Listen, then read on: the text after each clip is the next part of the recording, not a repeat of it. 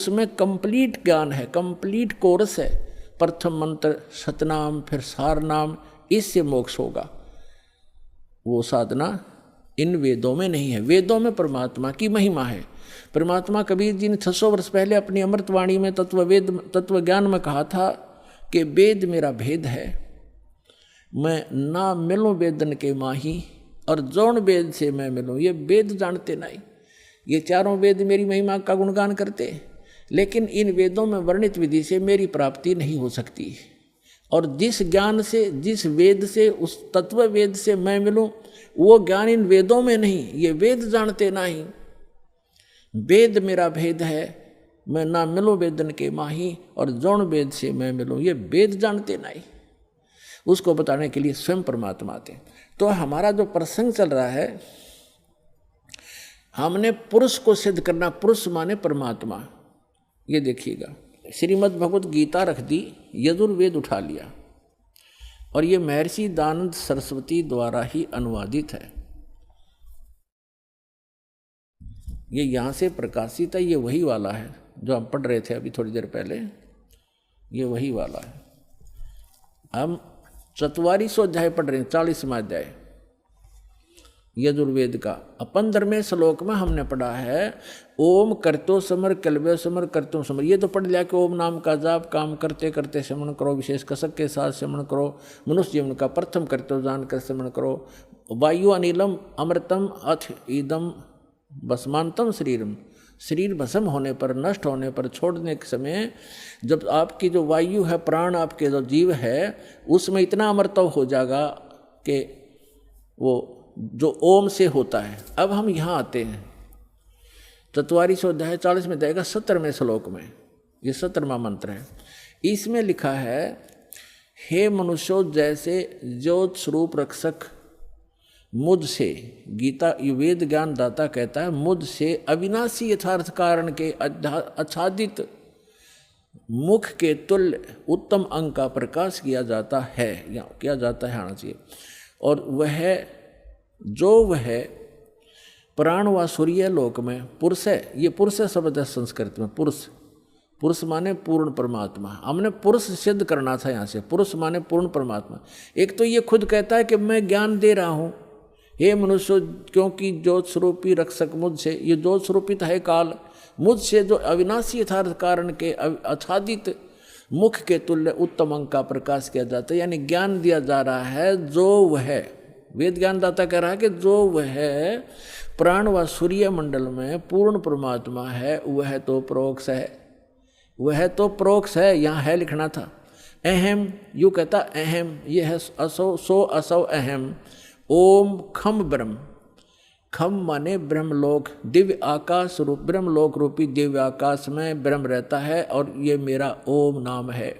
अहम, अहम माने मैं आकाश के तुल्य व्यापक ब्रह्म, ब्रह्म ना लिखा, मैं ब्रह्म हूँ, और मेरा ओम नाम, मैं उसका ओम सबका रक्षक जो मैं उसका ऐसा नाम जानो। ऐसा कि ओम लिखना था, मेरा ये ओम नाम जानो।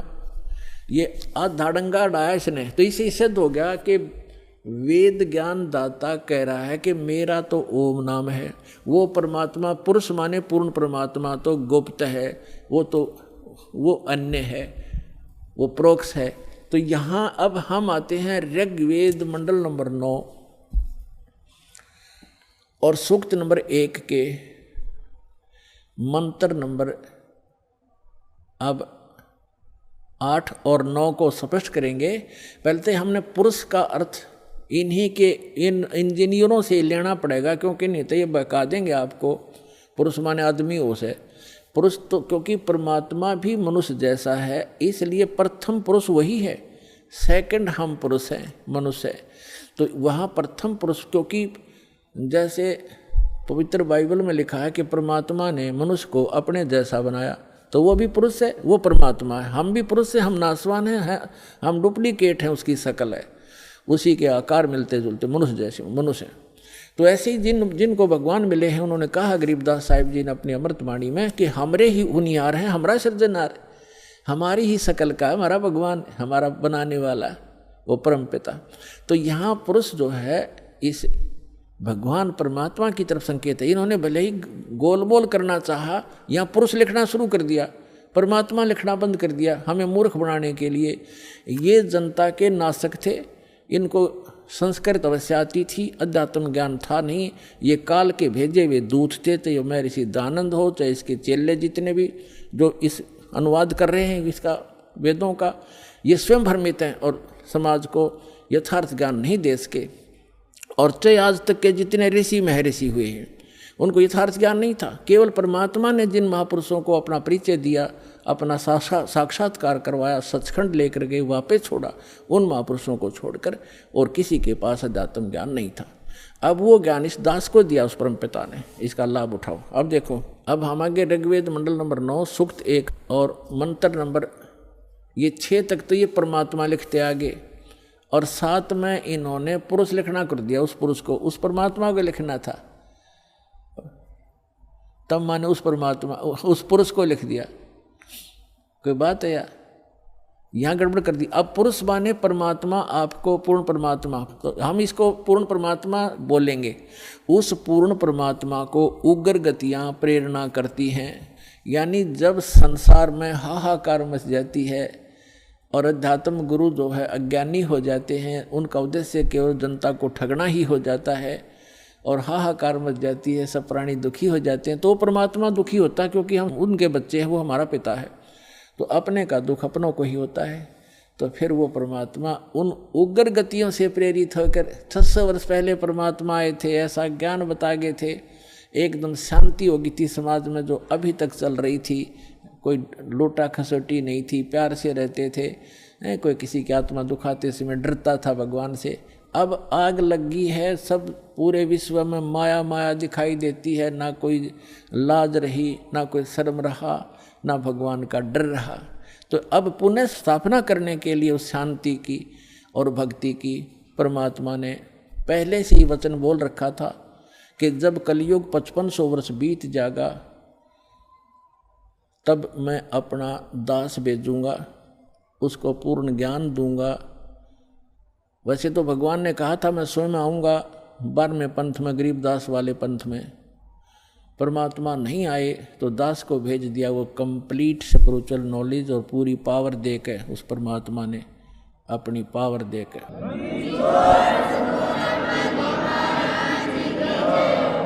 तो अब पुनः स्थापना होगी शांति की। तो अब यहाँ क्या बताते हैं कि उस परमात्मा को यहाँ की उग्र गतियाँ यानी खतरनाक स्थिति प्रेरणा करती हैं, तब वो परमात्मा एक सुभर शरीर, सुंदर शरीर धारण करके यहाँ प्रकट होता है। जैसे 600 वर्ष पहले आए थे, उस समय भी पूरे अध्यात्म मार्ग में लूटे खसोट चल रही थी, ऊत भूत की पूजा होती थी, ये धरे ढके पर ला रखा था सबको।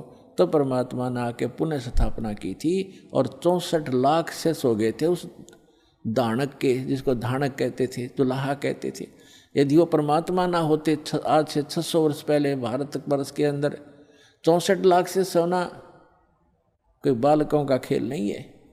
और सबको परमात्मा ने भक्ति से चार्ज किया, उनको सुख दिया, उनके आने वाले बच्चे उनके घर में जन्म लिया, वो अच्छी आत्माएं हुई। तो अभी तक चल रहा था, हमारे समाज में शांति बनी हुई थी। अब ये 50 वर्ष से उरे उरे बिजली गिरती जा रही है और अब तो पूछो ही मत। हे भगवान, जहाँ देखे माया माया दिखाई देती है, कोई शराब पी रहा है, कोई मांस खा रहा है, सरेआम हो गया। और कैसा हाहाकार, कोई सुल्फा पी रहा है, कोई बीड़ी पी रहा है, पूरा मानव दूषित और वातावरण दूषित हो गया। तो अब इस भक्ति से पुनः स्थापना होगी भक्ति की और विश्व में शांति की, परमात्मा का वचन है, ये तो होगा ही होगा। तो अब देखो क्या लिखा है, वेद क्या बता रहे हैं परमात्मा के विषय में, देखिएगा। हम ऋग्वेद मंडल नंबर 9 सूक्त 1 मंत्र नंबर अब 8 पढ़ेंगे। उस पुरुष माने परमात्मा को उग्र गतियाँ यानी भयंकर स्थिति प्रेरणा करती हैं और भासमान शरीर को यानी सुंदर शरीर को वह पुरुष, वह परमात्मा प्राप्त होता है। और किस प्रकार होता है, अब यहाँ लिखा है कि जिसमें उस शरीर, वो परमात्मा 3 प्रकार से दूसरों का वारण यानी कल्याण करने के लिए मधुमेह शरीर मिलता है उस परमात्मा को, वो परमात्मा ये समझो 3 प्रकार दूसरों का पालन करने के लिए, धारण पोषण करने के लिए, कल्याण करने के लिए 3 प्रकार का शरीर धारण करते हैं। 3 प्रकार से। एक प्रकार का तो आपको बता दिया कि परमात्मा ऊपर रहते हैं, वहाँ उनके शरीर की शोभा मनुष्य सदृश्य है, राजा के समान दिखाई देते हैं, सिर पे मुकुट है, छत्र है और तख्त पर बैठे हैं सिंहासन पर, और उनके एक रोमकूप में करोड़ सूर्य करोड़ चंद्रमा मिला दे ऐसी रोशनी है उस परमात्मा के एक रोमकूप की। बाकी शरीर की कितनी होगी अंदाजा लगाया जा सकता है। और फिर वो परमात्मा दूसरी स्थिति में जब आता है, एक नवजात शिशु का रूप धारण करता है, तो दूसरी स्थिति बताई जा रही है। देखिएगा ऋग्वेद मंडल नंबर 9 सूक्त 1 मंत्र, अब 9 पढ़ेंगे हम, ये 9वां है। इसमें लिखा है कि अभी इमम अधन्या उत्सनंती धेनव, धेनो माने गाय, शिशु माने बालक रूपधारी, सोम माने परमात्मा, इंद्राय पातवे। इसका अर्थ है इमम माने उस, सोम माने परमात्मा, पुरुष माने परमात्मा को, पुरुष माने परमात्मा, क्योंकि इन्होंने यहाँ सोम माने परमात्मा होता है। ये देखिए शुरू में इसी सूक्त के प्रथम मंत्र में सोम शब्द है। ऋग्वेद मंडल नंबर 9 सूक्त 1 मंत्र 1 में, इस 1 में ये सोम शब्द है। सोम, सोम माने परमात्मन। तो यहाँ अब हम यहाँ भी सोम लेंगे। ऋग्वेद मंडल नंबर 9 सूक्त 1 मंत्र 9 में सोम शब्द है। सोम, उस परमात्मन को, उस परमात्मन को, उस पर पुरुष को, परमात्मा को जो शिशु रूप धारण करके आता है कुमार अवस्था में यानी बाल्य अवस्था में। अभी अधन्या, अधन्या माने अहिंसन, ये लिख दिया इन्होंने। अध माने अभी माने पूर्ण रूप से, सब प्रकार से।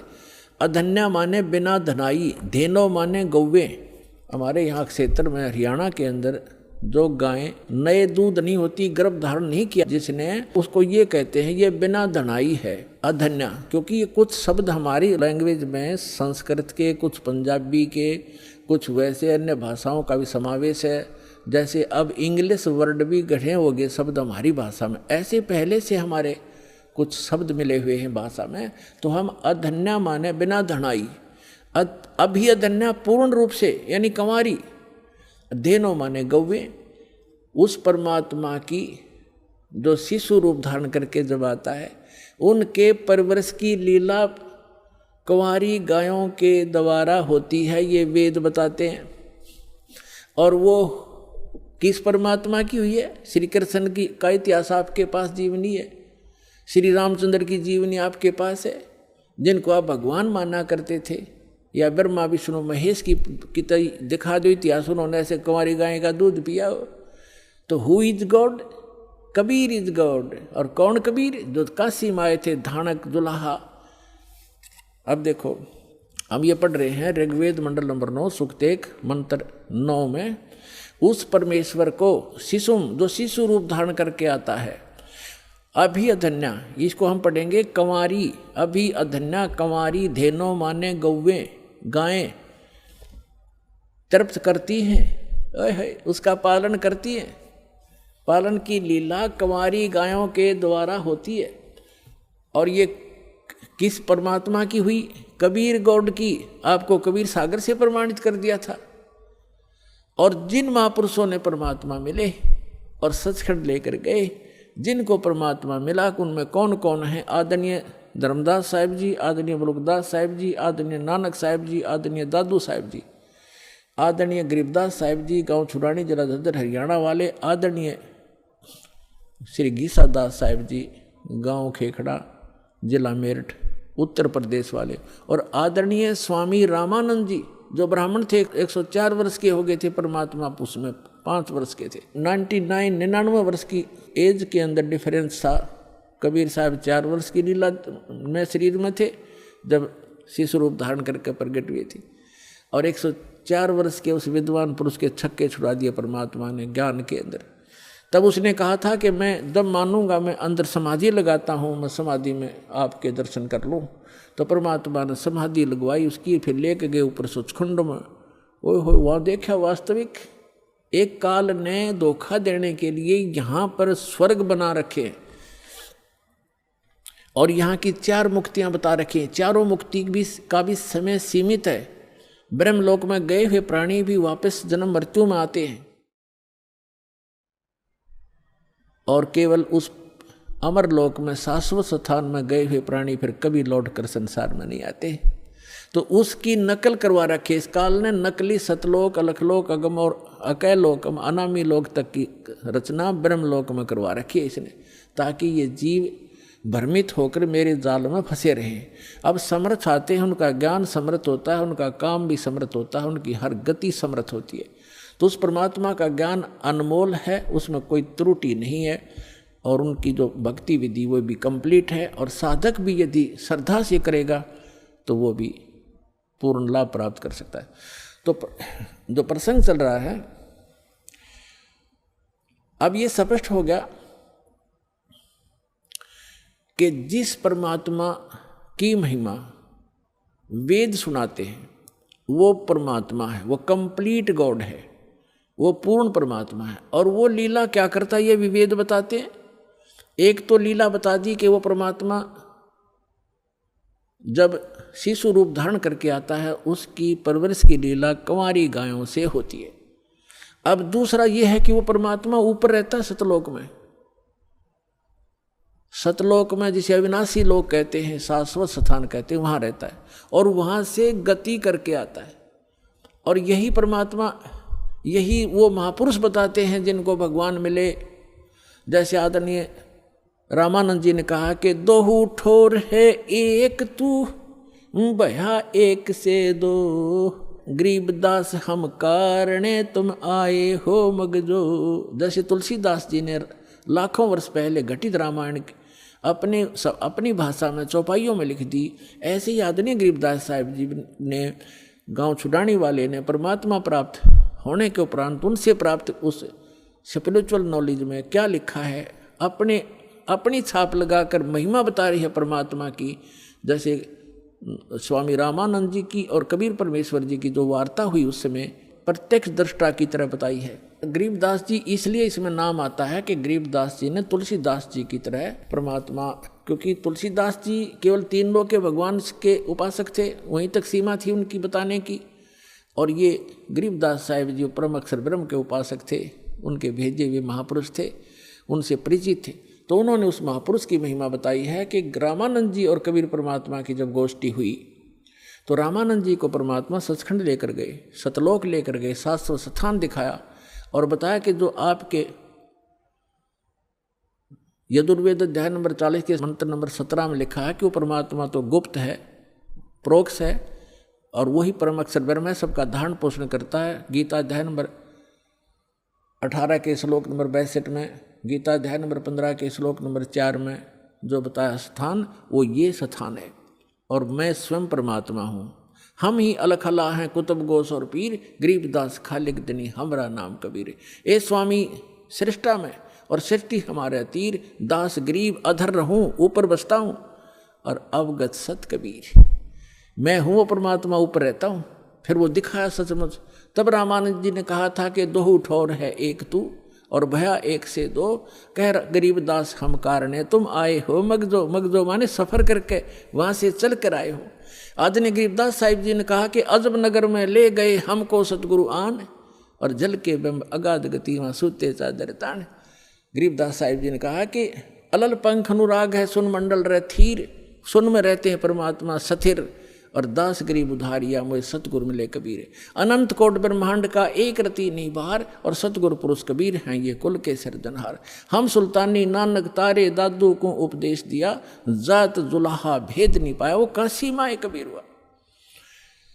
अब इतने परमाणु महापुरुषों के हैं जिन्होंने भगवान को देखा, उन्होंने ये बताया कि वो परमात्मा ऊपर रहता है और स्वयं भी परमात्मा खुद कहते हैं मैं वहाँ ऊपर रहता हूँ। अवगत सत कबीर दास गरीब अधर बसूं, ऊपर रहता हूँ मैं और वहाँ से तुम्हारे लिए हम यहाँ आते हैं। अब वेद भी क्या बताते हैं, वेद क्या बताते हैं? यदि वेद भी यही बताते हैं कि वो परमात्मा ऊपर रहता है, शरीर आता है, वहाँ से गति करके आता, अच्छी आत्माओं को मिलता है, तो हम भगवान को पहचान लेंगे। अभी तक तो हमने श्री राम श्री कृष्ण आदि इन महापुरुषों को भगवान इसलिए मान रखा था, इनके पास हथियार थे, सिद्धियाँ थी। इन्होंने, किसी ने कंस मार दिया, किसी ने रावण मार दिया। हम उस भगवान के पुजारी हैं जो मारता नहीं, वो सबका रक्षक है। कर्म आधार पर छोड़ देता, जो जैसे करेगा वो भर लेगा, लेकिन वो मारता नहीं और मरता भी नहीं किसी से, उसको डर नहीं, हथियार रखता नहीं। इसलिए तो उस परमात्मा के पुजारी हैं जो कभी किसी को मारता नहीं। एक जुल्हा बनकर एक गरीब व्यक्ति की तरफ धारण पोषण, अपना पालन पोषण भी, निर्वाह भी स्वयं करते हैं। वो हमारे लिए एक लीला करते हैं, हमें एक गाइडलाइन देना चाहते हैं। बच्चों, ये एक आपका विद्यार्थी जीवन है, ये मनुष्य जीवन। और जैसे जो विद्यार्थी मनुष्य विद्या काल में और बकवाद करता है, सिनेमा देखता है, बढ़िया पेंट पुंट गाड़ के हैं और सैर सपट्टे को घूमता रहता है, बकवादें करता है, वो फेल हो जाता है। विद्यार्थी को विद्यार्थी की तरह रहना चाहिए, सब सिलेबस पूरा करते रहना चाहिए और अपना सिंपल ड्रेस जो हो सिंपल सी अपना रखनी चाहिए और उद्देश्य नहीं भूलना चाहिए। तो हम सभी अपना उद्देश्य भूलकर, जिसको भी मानव शरीर प्राप्त है, 2 प्रकार से मानव शरीर प्राप्त होता है, आपको बता ही दिया। एक तो पूर्व जन्म के शुभ संस्कारों से मानव शरीर लगातार कई जन्म भी हो सकते हैं, और एक केवल 84 लाख योनियों को भोगने के बाद टर्न वाइज मिलता है, यानी नंबर पे वो एक मिलता ही मिलता है। तो उसी पर आज सत्संग उसी पर चल रहा है। अब लास्ट में इसका निष्कर्ष थोड़े ही शब्दों में निकाल देंगे। तो हमारा मूल उद्देश्य इस मनुष्य जीवन का क्या है? जैसे एक विद्यार्थी का विद्या प्राप्त करके, और जो उस यूनिवर्सिटी में, विद्यालय में जो वो मेहनत कर रहा है, स्टडी कर रहा है, उसका किया हुआ फल उसको फील्ड में मिलेगा। जैसे कोई डॉक्टरी कर रहा तो उसी सुविधा को वहीं खोजता रहा स्टडी काल में, टाइम में, विद्या काल में, तो बच्चा फेल हो जाएगा, उसको कुछ नहीं मिलने का। तो वो जो वहाँ जैसे इंजीनियरिंग कर रहा है बच्चा, तो इंजीनियरिंग जो करके उस अपने फील्ड में जाएगा, वो सुविधाएं वहाँ की किए हुए कि वहाँ मिलेगी उसको बाहर जा करके। तो आप जी मनुष्य जीवन प्राप्त प्राणी एक विद्यार्थी हो, और जो विद्यार्थी अपने दिग्भ्रष्ट हो गए हैं, उद्देश्य भूल चुके हैं, वो फिर बहुत दुखी होंगे। जैसे एक समय ये दास एक जूनियर इंजीनियर था, वहीं पर हमारे महकमे का कार्य भी चल रहा था और वहीं पर रोड का कार्य भी, B&R का कार्य चल रहा था। वहाँ एक व्यक्ति अपने बच्चों समेत, उसके बच्चे वहाँ मिट्टी में सो रहे थे, वहाँ वो टोकरियाँ मिट्टी डाल रहा था सड़क पर, और उसका सहपाठी था, वो वहाँ का एक्शन बना हुआ था B&R का, बिल्डिंग एंड रोड्स का। वो वहाँ आया, वो इंस्पेक्शन करके चला गया। तो उसके जाने के बाद वो व्यक्ति कहता है, मजदूर, वो क्या कहता है कि मेरे कर्म फूट गए, मेरे भाग फूट गए। मेरा ये सहपाठी था, मेरा क्लास फेलो था, ये इसका ये नाम है, ये उस गांव का है, हम एक स्कूल में पढ़ा करते थे उस दूसरे गांव में, और ये पट गया, देखो ठाठ कर रहा है, गाड़ी में चलता है, इसके बच्चे पंखों के नीचे सोते हैं और मेरे बच्चे मिट्टी में पड़े हैं, मेरे भाग फूट गए। मैं भी पढ़ लेता, शिक्षा ग्रहण कर लेता, तो मैं भी ऐसे मौज करता। तो यहाँ परमात्मा कहते हैं, आज 6 दिन पाछे गए और गुरु से किया ना हेत, अब पछतावा क्या करे, चिड़िया चुगी खेत। तो आज आप उस अतिथि में हैं जो भक्ति नहीं करते, और करते हैं तो शास्त्र विरुद्ध करते हैं, और इस मनुष्य जीवन पा करके जो साधना सत्य नहीं करते, वो बाद में ऐसे पछताएंगे जैसे वो मजदूर पछता रहा था।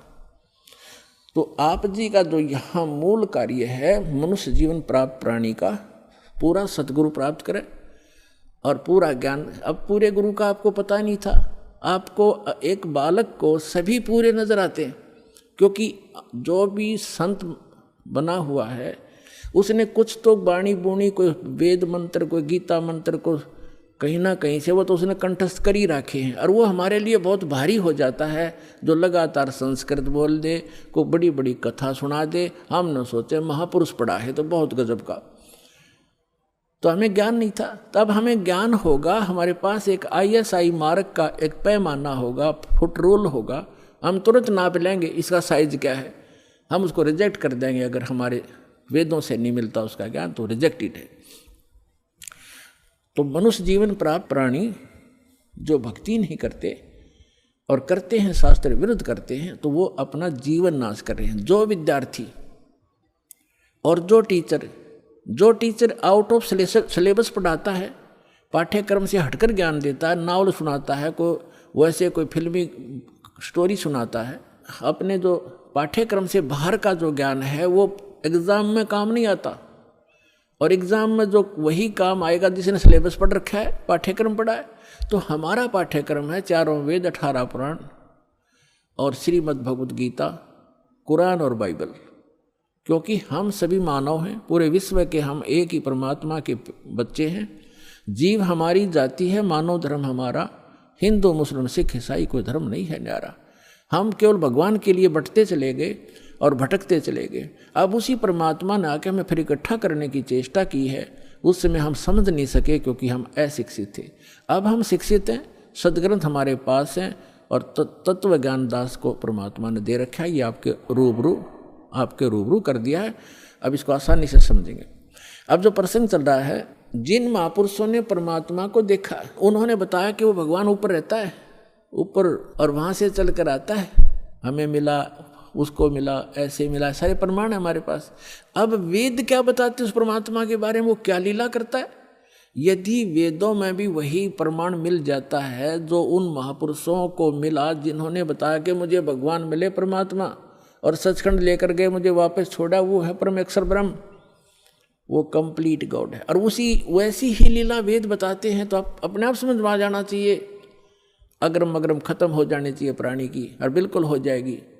और कहते हैं आँखों देख कर भी जो नहीं मानता, जानबूझ साची तजय और करे झूठ तने, ताकि संगत है प्रभु स्वप्न में बिना दी। इसे नालायक आदमी तो कहते स्वप्ने में भी नहीं मिला, जो आंखों प्रमाण देख कर फिर बकवास करता है, झूठ बोलता है, रामपाल ये करता है, कहाँ लिखा दिखाने लग रहा है, मैं सारे सदग्रंथ प्रमाणित कर रहा हूँ, सामने दिखा रहा हूँ, फिर भी कहता है, झूठ बोलता है। तो वो स्वार्थी और काल का पक्का दूत है।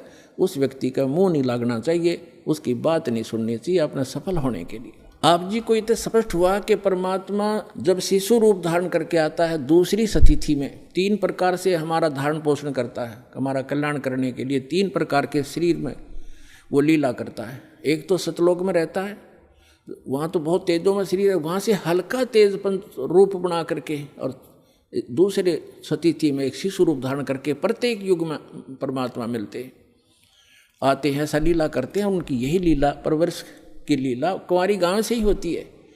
और तीसरी स्थिति में वो महात्मा साधु संत का रूप बना के कभी भी कहीं प्रकट हो जाते हैं और अपनी अच्छी आत्माओं को मिलते हैं, उनको ज्ञान समझाते हैं। उनके विषय में आपको बहुत बार बताया है कि किन किन महापुरुषों को वो मिले हैं। और उन्होंने फिर बताया कि हमको परमात्मा मिले अनंत कोट ब्रह्मांड का एक रति निभार, और सतगुरु पुरुष माने परमात्मा, भगवान, कंप्लीट गॉड, कबीर हैं, कुल के सृजनहार। अब वेद क्या बताते हैं परमात्मा की महिमा, क्योंकि परमेश्वर ने कहा कि वेद मेरा भेद है, मैं ना मिलूं वेदन के माही, और जौन वेद से मैं मिलूं वो वेद जानते नहीं कि वेद मेरा भेद है। मेरी महिमा का गुणगान करता है वेद, लेकिन वेदों में वर्णित विधि से मैं मिल नहीं सकता, मेरी महिमा तो कंप्लीट है। लेकिन जिस वेद से, वेद माने ज्ञान से, तत्व ज्ञान से मैं मिलूं, वो ये 4 वेद जानते नहीं, इनमें वो ज्ञान नहीं है। उसका ज्ञान स्वयं ही परमात्मा ने आके बताया। अरिविश दास को भेज रखा है, लाभ उठाओ प्राणियों। ये देखो, अब आपको ऋग्वेद दिखाते हैं। ये है ऋग्वेद। ये कहाँ से प्रकाशित है? सार्वदेशिक कार्य प्रतिनिधि सभा, महर्षि दान भवन, रामलीला मैदान, नई दिल्ली से। ये कौन इसके भाष्य, आर्य भाषा भाष्य, ये मुद्रक है। कमाल की बात है कि जो व्यक्ति परमात्मा को निराकार बताते हैं कि वेदों में निराकार लिखा, वो अनुवाद कर रहे हैं। कैसी अद्भुत लीला उस परम पिता की पुण्यात्माओं आप पर रहम कर रखा है। यदि इन वेदों में ये ना लिख रखा होता, अनुवाद नहीं कर रखा होता इन्हीं के द्वारा, तो ये कभी भी आपको ऊपर नहीं आने देते कि रामपाल दास साची कह रहा है। लेकिन वो तो अन्य प्रमाण बहुत से देता दास, और भगवान जो लीला करता वो करके दिखाते, प्रमाणित हो जाता, लेकिन और ज़्यादा समय लग जाता। ये भ्रमित करने वालों का दाव लगा रहता। अब इनका दाव कति समाप्त हो गया। इन्होंने अपने कर कमल से अनुवाद कर रखा। अनुवाद सही है, उनकी सोच गलत है, उनका अनुभव गलत है। महर्षि दयानंद ने सत्यार्थ प्रकाश नामक एक पुस्तक का निर्माण किया है, रचना की है। उसमें उन्होंने स्पष्ट लिखा है कि मैंने इस पुस्तक का निर्माण वेदोनुसार किया है, वेदों के प्रमाणों को हल्का सरल करके लिखा है। और उसमें स्पष्ट है कि वेदों के विपरीत ज्ञान है सारा। महर्षि दयानंद और उसके सारे चेले परमात्मा को निराकार बताते हैं, उसका कोई स्थान नहीं है, वो एक देशीय नहीं है, एक स्थान पर नहीं रहता। और देख वेद क्या बताते हैं, वो एक देशीय है, भवनों के सब लोकों के ऊपर के स्थान पर रहता है और वहाँ विराजमान है, धूलोक के तीसरे पृष्ठ पर रहता है, एक देशीय है। तो ये महर्षि दयानंद कंप्लीटली अज्ञानी आदमी था पूर्ण रूप से, और उसी अज्ञान के आधार से उनके द्वारा भ्रमित आर्य समाज है। दास का उद्देश्य किसी की निंदा करना नहीं, केवल आपको सही दिशा देना उद्देश्य रखता हूँ कि आपके समझ में आया नहीं, ना इन ऋषि महर्षि इन ब्राह्मणों का समझ में आया, इस दास पर दया करी, इसका पूरा मानव समाज लाभ उठाओ, सबका कल्याण होगा। हमने किसी से द्वेष नहीं। ये देखो ऋग्वेद मंडल नंबर 9 सूक्त 86 और मंत्र नंबर 26 पढ़ेंगे। इसमें लिखा है कि यज्ञ करने वाले यजमानों के लिए परमात्मा, यज्ञ माने धार्मिक अनुष्ठान, करने वाले यजमान माने भक्त, साधना करने वाले साधकों के लिए परमात्मा सब रास्तों को सुगम करता हुआ उनके विघ्नों यानी संकटों को मर्दन करता है, नष्ट करता है, उनको पवित्र करता हुआ और अपने रूप को सरल करता हुआ। क्योंकि सतलोक में परमात्मा का रूप आपको बताया दास ने कि बहुत तेजों में है। अगर वो एज इट इज आ जावे यहाँ पर उसी तेजो युक्त शरीर से, जिसके एक रोमकूप में करोड़ सूर्य करोड़ चंद्रमा मिला दे, इतनी रोशनी तो हमारी चरम दृष्टि नहीं दे सकती। हम तो एक सूर्य को नहीं देख सकते,